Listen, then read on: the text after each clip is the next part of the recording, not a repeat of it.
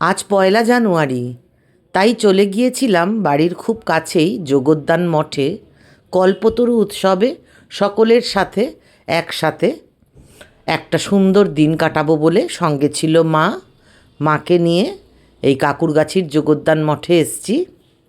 চলো মায়ের সাথে কথা বলে নিই। ভালো লাগছে?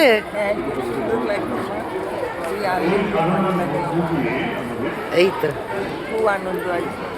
আজ কলকাতার কথা এখানে এসেছিলেন ভক্তদের নিয়ে আনন্দ করতে, তারা এইসব ফল প্রসাদ গ্রহণ করছেন, কিন্তু তিনি পুকুরে ফল তুলছেন। প্রথমেতে লেখা আছে, হ্যাঁ, শ্রীমগতিত, সেই জন্যই তো আজকে আসা। হ্যাঁ, মিষ্টান্ন অল্প ফল মিষ্টাদি সবার সাথে আনন্দ করে উনি খেয়ে তারপরে উনি গেলেন সুরেন্দ্রের বাগান দেখতে। এখান থেকে কিছুদিন হেঁটে গিয়ে গাড়িতে উঠে। এই সেই বেদিঘর যেখানে ঠাকুর শ্রীরামকৃষ্ণদেব এসে বসেছিলেন। এই দেখো ছোট্ট একটা ঘর যোগদান মঠে রয়েছে। যেই জায়গায় ঠাকুর এসে বসেছিলেন সেই জায়গাটাকেই বেদির মতো করে সেইখানে ঠাকুরের ফটো দিয়ে সাজিয়ে সুন্দর করে রাখা হয়েছে। ঘরের বাইরেটাও খুব সুন্দর সাজানো হয়েছে। প্রচুর লোক সমাগম, প্রচুর ভক্ত এসেছে। আর এই সামনেই রয়েছে রামকৃষ্ণকুণ্ড, যেখানে ঠাকুর এসে হাত পা ধুয়ে এই বেদি ঘরে বসেছিলেন। এটা মন্দির, মন্দিরের সামনেটাও খুব সুন্দর করে সাজানো। পুকুরটা তোমাদের চলো ভালো করে দেখাই।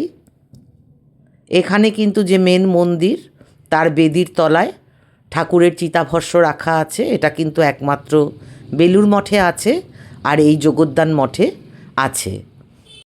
আর এই যে এই মঠের নাম যোগদান, এটা কিন্তু ঠাকুর শ্রীরামকৃষ্ণের নিজেরই দেওয়া। এই রামদত্তের বাগান বাড়িতে এসে ওনার মনে হয়েছিল এটা যোগদান, তাই এই নাম উনি দিয়েছিলেন। আর যখন এখানে মন্দির স্থাপন করে প্রথম প্রতিষ্ঠার পুজো হয়, সেই পুজো কিন্তু আমাদের মা শারদা নিজের হাতে করেছিলেন। ঠাকুর যখন প্রথম এসেছিলেন এখানে, সেটা একটা জন্মাষ্টমী ছিল, আর যখন মন্দির প্রতিষ্ঠা হয় সেটাও একটা জন্মাষ্টমী ছিল। আর এটা হচ্ছে চ্যারিটেবল ডিসপেন্সারি। এখানে খুব অল্প মূল্যের বিনিময়ে ডাক্তার দেখানো যায় আর নানান টেস্ট করানো যায়।